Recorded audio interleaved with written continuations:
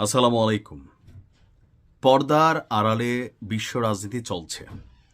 Deep state থেকে শুরু করে বিশ্ব মোড়ল যারা আছেন, সাম্প্রতিক সময়ে বাংলাদেশ সম্পর্কে তাদের কৌতূহল, এদেশের রাজনীতিতে প্রভাব বিস্তার করা অথবা রাজনৈতিক সমীকরণ পাল্টে দেওয়ার পেছনে সকল মোড়লদের যে বাবা মার্কিন যুক্তরাষ্ট্র, তারা কিন্তু নীরবে কাজ করে যাচ্ছে।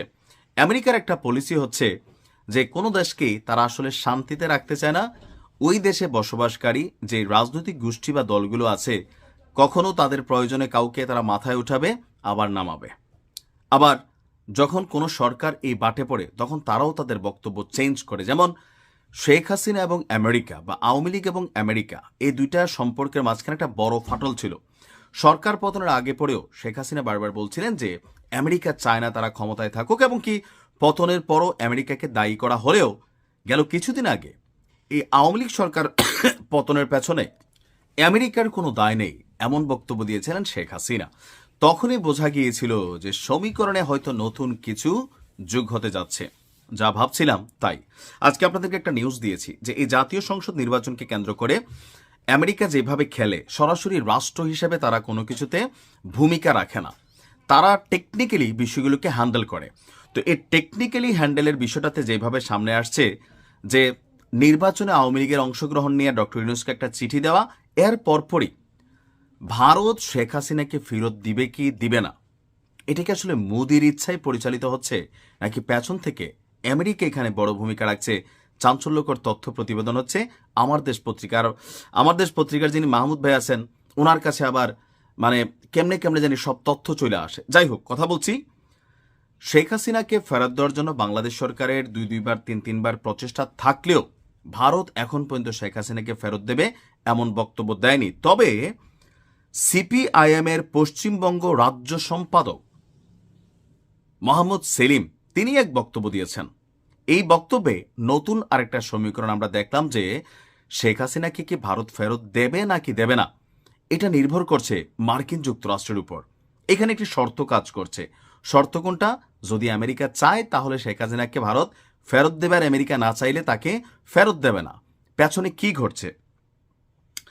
23 ডিসেম্বর কলকাতায় বাংলাদেশ ডেপুটি হাই কমিশনের সামনে একটা বিক্ষোভ হয়েছিল গতকালকে, আপনারা দেখেছেন। সেই বিক্ষোভকালে সেলিম, যিনি এই ব্যক্তি আছেন ভারতের, তিনি বলছেন শেখ হাসিনা যাবেন কিংবা থাকবেন সেইটা মোদী সরকার সিদ্ধান্ত নেবে। এ ব্যাপারে তারা এখনো কেন চুপ রয়েছে? আগে মোদী বাংলাদেশ নিয়ে কথা বলতেন, কিন্তু এখন বলছেন না, কেননা যুক্তরাষ্ট্র নিষেধ করেছে। অর্থাৎ আমেরিকা মোদীকে বার্তা দিছে যে তুমি আপাতত বাংলাদেশ নিয়ে কোনো ধরনের কথা বলো না। আসলে শেখ হাসিনাকে বাংলাদেশে ফেরত দেওয়ার ব্যাপারে ভারত সরকার নিজস্ব সিদ্ধান্ত না, যুক্তরাষ্ট্রের সিগন্যালের অপেক্ষা করছে। সিপিআইএম এর এই বক্তব্য নিয়ে রাজনৈতিক অঙ্গনে শুরু হয়েছে আবার ব্যাপক আলোচনা পর্যালোচনা। তবে ভারত সরকারের পক্ষ থেকে সিপিআইএম এর এই নেতার বক্তব্যকে কাউন্টার করে অথবা পক্ষে বিপক্ষে কোনো রকম মন্তব্য এখনো করা হয়নি।